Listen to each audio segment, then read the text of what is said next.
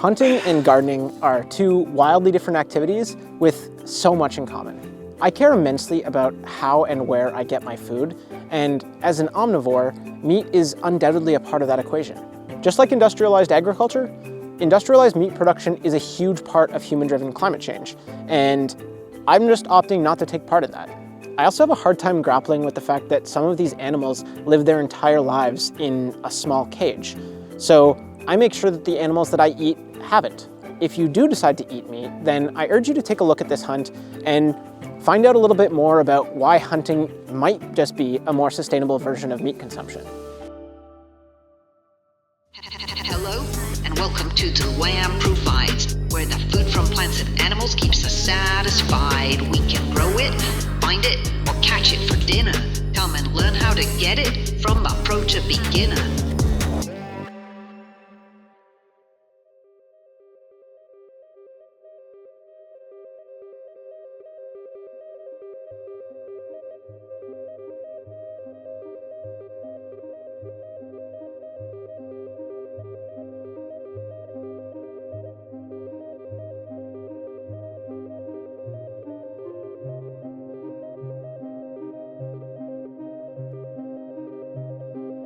There's something about the connection with nature and something about the amount of purpose that you have going through the woods on a hunt that is very different than, say, hiking or backpacking.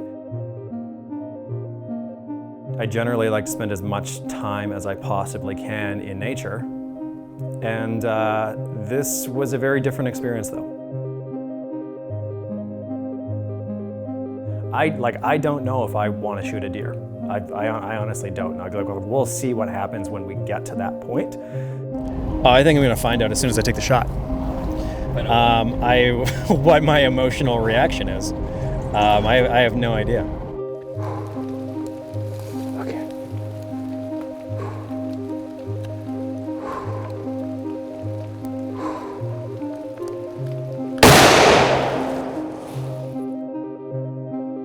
And then I have to really question, well, if I'm not okay pulling the trigger myself, should I be buying it from a grocery store?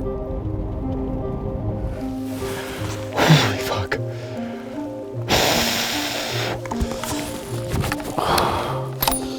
I think one of the biggest disconnects generally for our food and for a lot of other things in our lives is we just don't understand the actual cost of where something comes from.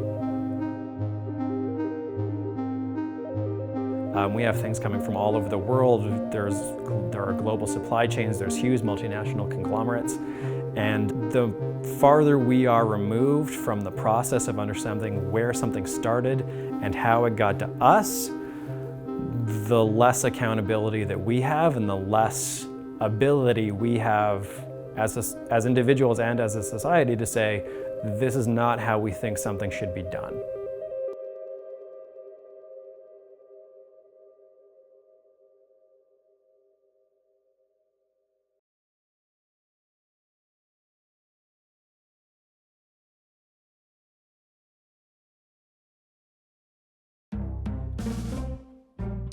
What is the cost of food? I don't mean the little sticker that you see at the grocery store on an item. I mean the true cost. What sort of living conditions did your chicken or cow have to endure in order to get its cost per pound down to the lowest possible number? How many small-scale local farmers have been put out of business trying to compete with those large multinational agricultural corporations? Economies of scale have made our day-to-day lives as consumers easier and cheaper than ever. But that's only if we're willing to turn a blind eye to the moral and environmental externalities at the root of these industries. On today's episode, we head to a farm in the Kootenay Mountains of British Columbia to pursue some Merriam's turkeys, a non-native bird that lies somewhere in the nexus between game animal and domesticated livestock. Tagging along with me on this trip is my good friend Jethro, who's actually never hunted an animal before. He grew up in the very same valley that we're going to be hunting in, and when he was a kid, he regarded these animals more as pets than a potential form of table fare. We're also going to be joined by our pal Neil, who's going to be helping us to record some stuff. All three of us are small town boys who left home right after high school and met at university in the big city. We all have a sort of natural proclivity towards physical hard work, exploring the outdoors, and just acting like a bunch of silly dudes. So this should make for a pretty fun episode. Hi, I'm Jethro. Welcome to Meat Boys. Meat Boys. You're shooting this 120, right? Nothing to see here, folks. Walking down the lane, man. Okay, welcome to Meat Boys, huh? We're going to kill a turkey, maybe make some tacos. It's going to be bueno, eh? Somewhere along this trip, we started referring to ourselves as the Meat Boys, which felt a little too natural, if you ask me. What's up? Clap. Take one. Meat Boys, episode 1. Turkey killing. Gobble gobble, mother. So deep. Yeah, there was no briefing. We didn't come up with a safe word here, fellas. Jethro, you sort of look like a porn star right now. Look, Mom, I'm cooking a turkey on TV.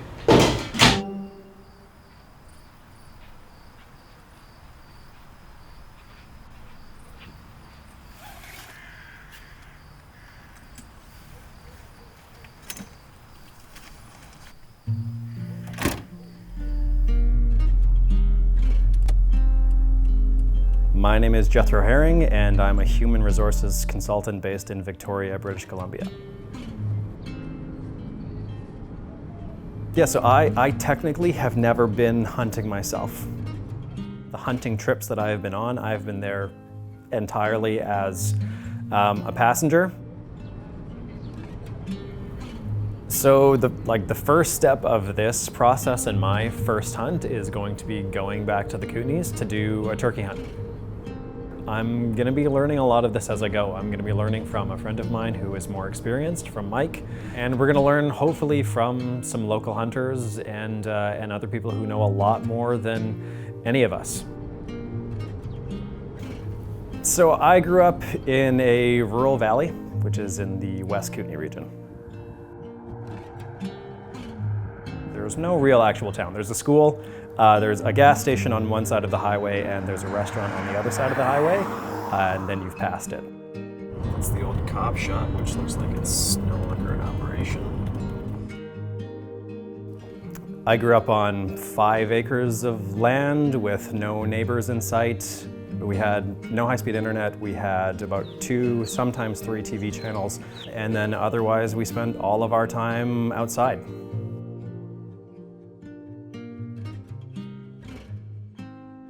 I knew very few people that hunted. My family did not hunt, does not hunt. I was raised vegetarian, or mostly vegetarian, but we had no red meat, no pork, very little chicken and fish. Okay, well, we're at a point in human civilization where we don't have to eat meat to survive. We could all go vegan. So it's so should we kill animals to eat if we don't have to, is one question. And the other question is, are we going against our nature, or are we losing something by not having an attachment to eating meat? If I am making the choice to eat meat, I should understand what it is like for me to take a life. So we'll see. I think turkey will be okay. I think deer will be a lot harder. Struggling with the idea of taking a life is a good thing. I like experiencing a hunt with first-timers because it puts me back in their shoes. Hunting is a deeply emotional process, and it's our duty, as individuals passing on the tradition, to ensure that we help newcomers harvest an animal ethically and respectfully. Well, it's day 1, and as I told Mike, I'm an evening turkey man myself. I prefer an evening turkey. I just find them tastier overall. But Mike, he's a morning turkey guy, so we're out here at 6 o'clock in the morning. I'm a little tired. But, we got to do what's best for the group, so we're going to go out, have a look at these morning turkeys.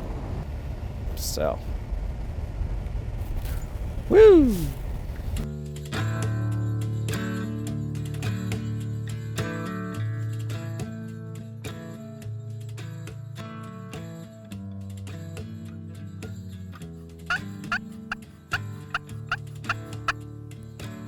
This was the first time any of us had ever hunted turkeys. So for the initial few days, we just kind of hung out, got a lay of the land, and figured out what kind of habitat they were in at this time of the year.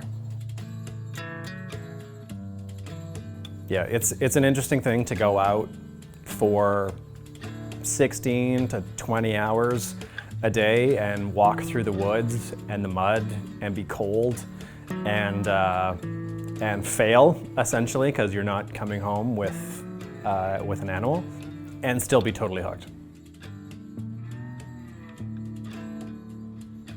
Halfway through day one, scouting day, we started out struggling.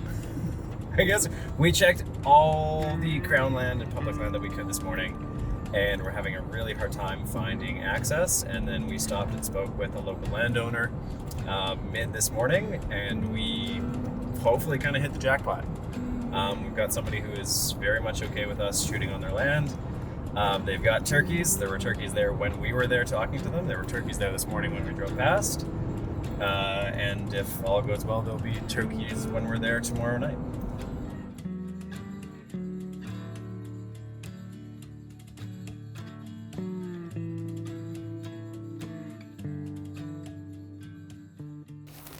All right, so what we're looking for is head out there and put one at 20, one at 30, one at 40, and one at 50.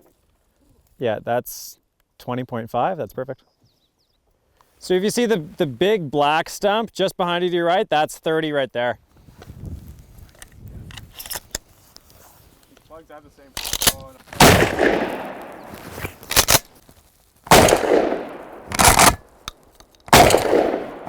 Let's go see how it looks.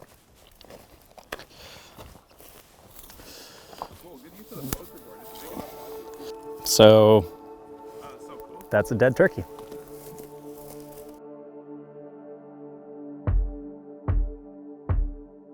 I think part of my interest in trying to hunt is just that at the moment, I'm letting somebody else go through that task. I'm letting somebody else kill an animal for me. Even if I don't hunt over the long term, I feel like I should know what it's like to take an animal's life. Otherwise, I don't think I have a clear understanding of my food chain and where my food is coming from and what it means for that food to have gotten to me. There's very few things that let you disconnect from your day-to-day and society in the same way. Obviously, we're in areas where there's no cell phone service, we're not using technology. And it's different from a hike where you're kind of like, obviously you're trying to take in nature, but you're kind of going from point A to point B. And you're not necessarily going in with the same source or sense of purpose. And hunting really gives you that because you have to be focused. You're not just walking through the woods. You have to be quiet. You have to be focused. You have to pay attention to your surroundings. You really have to start paying attention to the ecosystem that you're in and what affects it. And that, I think, makes you invested in that ecosystem and in that natural world in a way that is very different than if you're just going for a hike and trying to take an Instagram photo.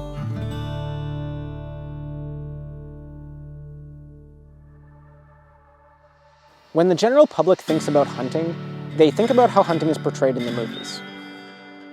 A grizzled mountain man who lives in his off-grid cabin, heated by a wood stove, ventures out into the pristine wilderness on foot, harvests an animal with relative ease, and then carries it back to the cabin. They never seem to cross paths with another hunter, and they witness an abundance of game animals, and they always seem to be successful in their harvest. In reality, however, at least in my experience, I found that the majority of Canadian hunters seem to do their hunting from the comfort of their truck or ATV, and rarely, if ever, leave a logging road. Logging roads create easy access to remote areas that once teemed with wildlife, but now face the pressures of overhunting and predation. The areas that actually support strong wildlife populations now are those immediately adjacent to urban areas, where hunting and predation is at a minimum. The tough part in this scenario is that these areas are the least photogenic to capture. Viewers want to see the Wild West, not hayfields and big wheels. Hunting shows tend to prioritize beautiful vistas and scenery over salient discussions about food security, and probably for good reason. It's a lot easier to shoot beautiful vistas than it is to talk about complicated topics. But the more that I get into this show and this series, the more that I realize this isn't a hunting show. It's a food show.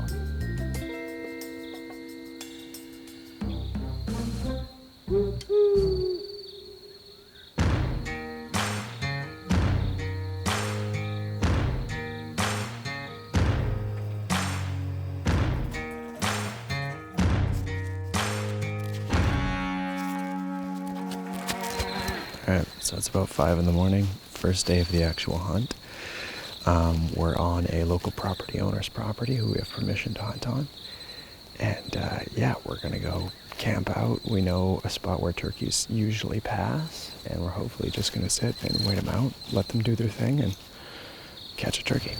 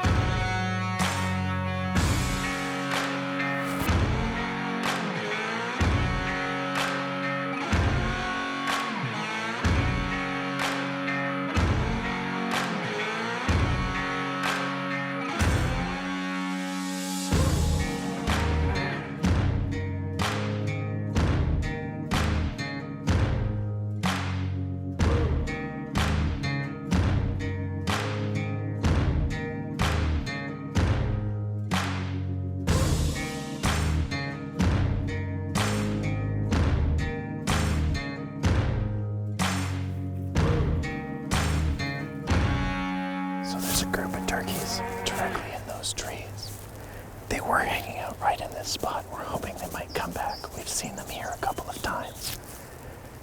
So we're hoping if we chill for a little bit, wait, maybe call in a few minutes, they'll come back this way, and then we can get them. There's at least 2 toms in this area. They're just straight through there, a little bit too far for a shot.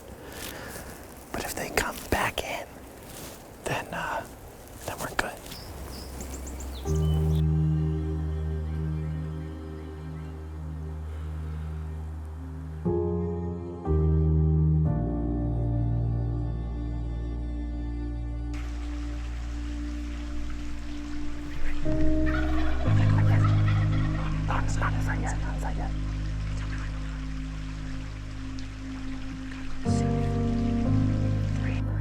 I can't see him.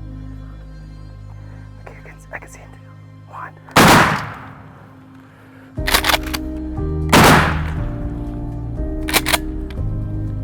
I don't have another shell in. He's down. Yeah.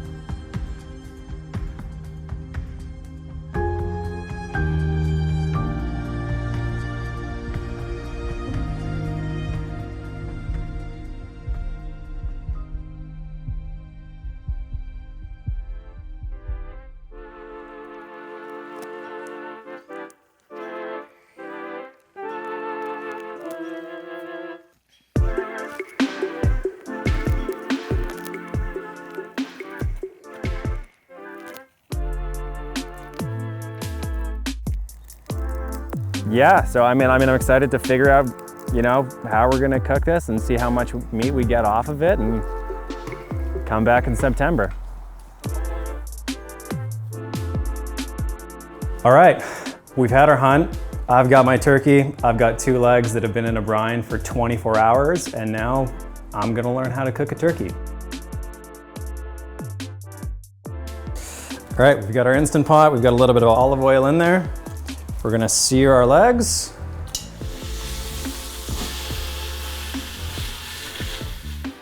The connection one has to food that they've hunted is totally different than that coming from a grocery store. When you've taken a life yourself, you suddenly feel a sense of accountability to the animal to ensure that it didn't die in vain. We remind ourselves that this isn't just a cut of meat, it's an animal. Creating words for animal meat like beef or pork severs that connection by training our minds into viewing meat as a product and not as a beautifully unique creature capable of most things your household pets are. Perfect. Nailed it, everybody. Crushed it. So, pretty much hitting YouTube. Gordon Ramsay, look out, new up and comer. All right. Smells pretty good. Oh boy.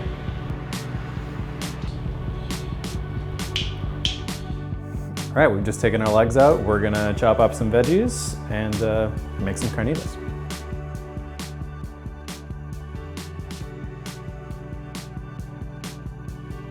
Voilà, cilantro, ok, avec peppers, avocados, couple of wild turkey legs, lemon. What more could you want? I think that doing a turkey hunt before doing a deer hunt or something like that is a kind of way of easing into it. Turkey hunting is kind of like a relatively easy way to introduce yourself to hunting. I feel like this is a legitimate way to go for your food. Food security means food independence. It means knowing that food comes from the earth and not the grocery store. For people who are born into hunting, fishing, and gardening families, this might seem like an obvious statement, but for those who weren't, their relationship with food is monetary.